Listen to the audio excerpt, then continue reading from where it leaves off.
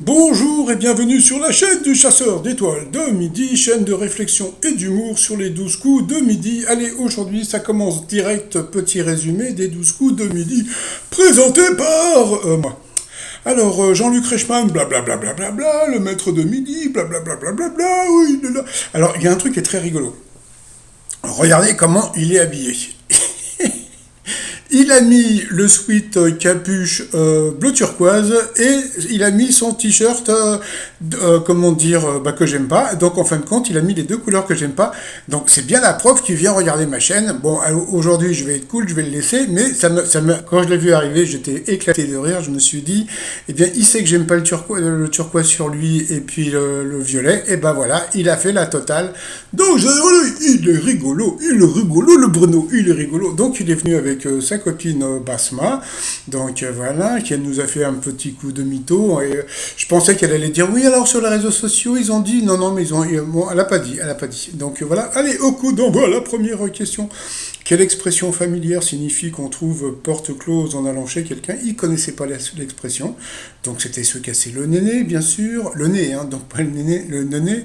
Après, vous aviez la mignonne Marie-Charlotte, qui avait de très jolis yeux et puis des parents sympathiques.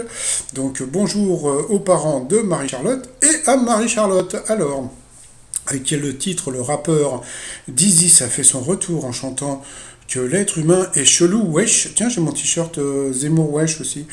Eh bien, c'était Casino, donc sur cette question, allez, passer à l'orange.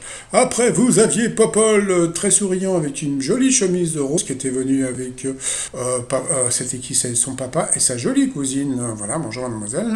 Alors, d'après les révélations de Pierre Ninet, quels traits de caractère lui ont souvent reproché ses ex? Eh bien, il n'était pas assez jaloux. Après, vous aviez Raphaël, très sympathique, mais il était venu tout seul. Donc voilà sa première question. Dans les années 60, pourquoi la Poste décida-t-elle de repeindre ses véhicules grisâtres en jaune? Eh bien, c'était pour éviter les accidents. Après, pour le maître de midi en anglais, quel mot composé de deux lettres ajoute aux accessoires de mode pour dire qu'ils sont tendance? Eh bien, c'était hit. Je savais pas que ça s'appelait, qu'on l'écrivait comme ça. Je pensais que c'était avec un H. Donc voilà, donc c'était bien hité. Ensuite, qu'admettent faire 71% des femmes à côté de leur partenaire endormi. Alors, on a appris bien que Marie-Charlotte se gênait pas pour péter devant son copain, donc voilà. Et donc vous aviez faire des petits gaz ou bien se caresser. Elle a avoué donc qu'elle aussi de temps en temps, non, non, non. Sauf qu'en fin de compte, bien la mauvaise réponse était se caresser. Donc faites gaffe quand vous dormez. Donc peut-être que votre femme se caresse à côté de vous. Par contre, moi j'en connaissais une qui pétait et se caressait en même temps. Donc sur cette question, elle est passée au rouge. Qui dit rouge a dit duel. Elle n'a pas pris le maître de midi en duel. Eh bien, tant pis pour elle, parce que voilà la question. La voici, la voilà. Quel président des États-Unis Anthony Hopkins a-t-il incarné en 1997? Donc par rapport à ça, je pense que tout le monde, on aurait tous dit donc Richard Nixon, même si, comment dire, par rapport à la date, il y a toujours des petits trucs, etc. Et puis, oui, il y avait un rapport de date, puisque donc il a dit que c'était John Quincy Adams, je ne connais pas celui-là. Eh bien, le Bruno, pardon, donc on lui a posé la question, et Bruno, il aurait dit Richard Nixon. Ça veut dire qu'aujourd'hui, Bruno aurait été éliminé si Marie-Charlotte, la fille qui pète, avait pris donc Bruno en duel. Mais bon, j'arrive pas à comprendre pourquoi les candidats ne prennent jamais le maître de midi en duel. Mais ça, c'est vraiment une question. Mais c'est pas le côté trouille, etc. Je me demande si c'est pour rester plus longtemps dans l'émission. Est-ce que c'est pour gagner le voyage?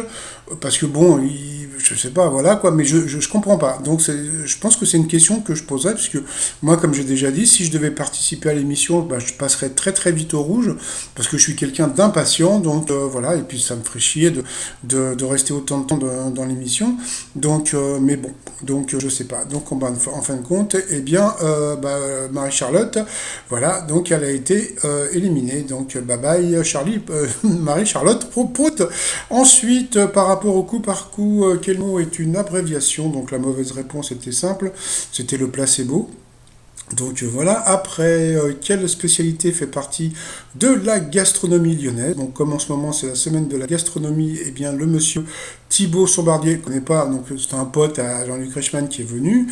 Et puis la mauvaise réponse, eh bien c'était les pieds paquets qui étaient de Marseille. Par contre là tout le monde a donné la bonne réponse. Ensuite, qui est un personnage des films de Jean de Florette et Manon des Sources? Eh bien la mauvaise réponse, eh bien c'était Maître Panis. Donc voilà, donc bon. Et puis après, avec plus de 3 millions d'abonnés, quel influenceur fait partie des 10 plus suivis sur Instagram? Et là, franchement, donc voilà, il a répondu tout de suite, jurificat, là, voilà, et c'était lui. Donc la mauvaise réponse. Donc sur cette question, ben, il est passé au rouge. Qui dit rouge dit duel, il a pris Raphaël en duel qui est tombé sur une question, alors là, complètement débile. Avant d'être dessiné avec un brin d'herbe, qu'est-ce que Luc avait toujours dans sa bouche? Alors, un médicament. Alors, quel genre de médicament pourrait avoir Lucky Luke dans sa bouche? Un suppositoire? Bon, passons. Un parfum. Est-ce qu'on peut se balader avec un parfum dans la bouche? Bon. Un aphrodisiaque. Mais franchement, franchement, le mec qui a fait la question, il avait fumé. Hein. Donc voilà, donc c'était la cigarette. Mais bon, ils auraient pu trouver, je sais pas, autre chose. Moi, une carotte, une banane. Tu vois, bon, passons. Quoi. Donc voilà. Donc bon, bah voilà. Donc Raphaël et Bruno se retrouvent donc en coup fatal. Et puis comme d'habitude, à ce moment-là, qu'est-ce qu'ils font? Il lance la pupube.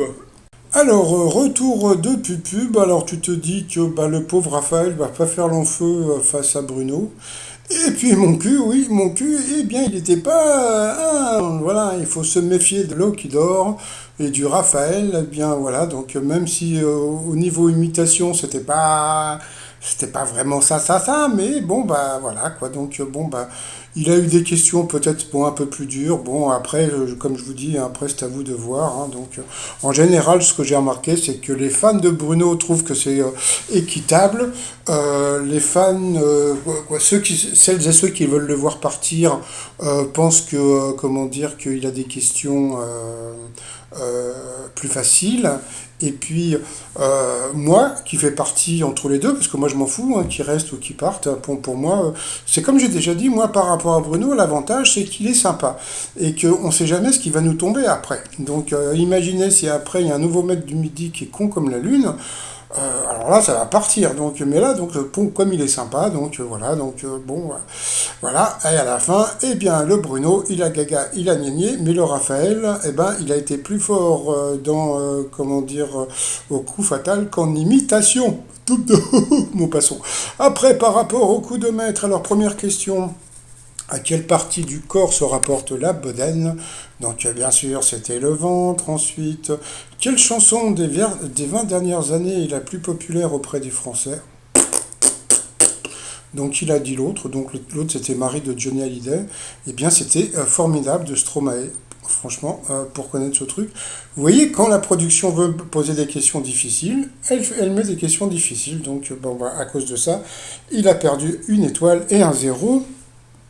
Ensuite, comment se prénomme la fille du prince William et Kate Middleton? Donc c'était Charlotte. Bon, ça je pense que c'était assez simple. Quel joueur du Real Madrid a rejoint le PSG cet été? Donc bien sûr c'était Sergio Ramos. Étonnant, je pensais qu'il allait se planter, mais pas du tout. Dans quel pays les enfants sont-ils surnommés les petits empereurs? Alors là, franchement, c'était pas évident du tout. Donc bon, bah, il a dit l'Allemagne et en fin de compte, eh bien, c'était la Chine. Donc il a encore perdu 1 zéro et une étoile. Donc du coup, il a gagné 100 euros, quoi 100 euros, donc ça lui fait 50.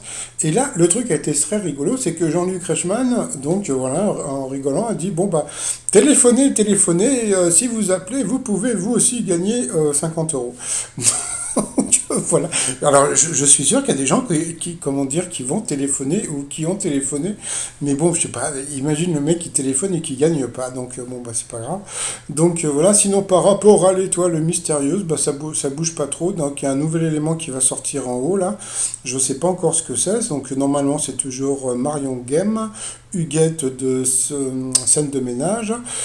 Sinon, bah, comme on a pu voir, eh bien aujourd'hui, donc Bruno donc aurait pu être éliminé, mais bon voilà donc bon c'est le fait que comment dire que les candidats le prennent pas en duel et puis donc bon bah là il paraît qu'il a trouvé la dernière étoile donc c'est pour ça qu'elle est sortie donc bon bah voilà quoi donc il va falloir s'habituer je sais pas ce que comment dire comment vont réagir les gens s'ils restent trop longtemps parce que franchement comment dire moi ça va bon je m'en fous je le trouve sympa et comme je dis donc on ne sait pas qui peut arriver après, mais bon, donc ben, on verra bien.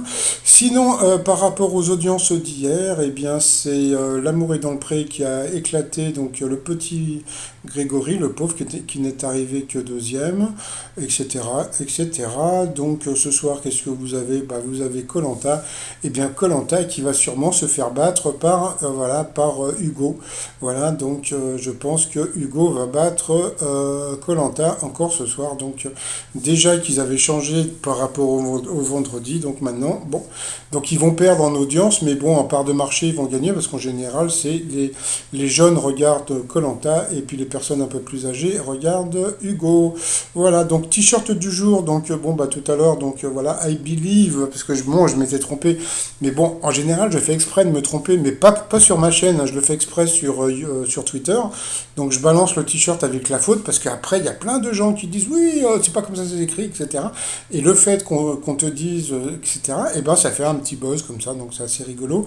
Et puis sinon, bah, pour les fans de Squid Game, donc le t-shirt Squid Game Survivor, voilà, pour les gens qui auraient pu survivre au Squid Game, tout ça sur le site remignon.com. Sinon, bah, 1 9 457 euros, ça fait super bizarre donc de voir cette somme comme ça, donc bon, bah pourquoi pas, hein. Donc bon. Écoute, je sais pas quoi dire. Mais bon, voilà, c'est étonnant de voir une somme aussi importante comme ça. Allez, sinon, je vous souhaite une très très bonne journée et je vous dis à demain. Portez-vous bien. Bye bye.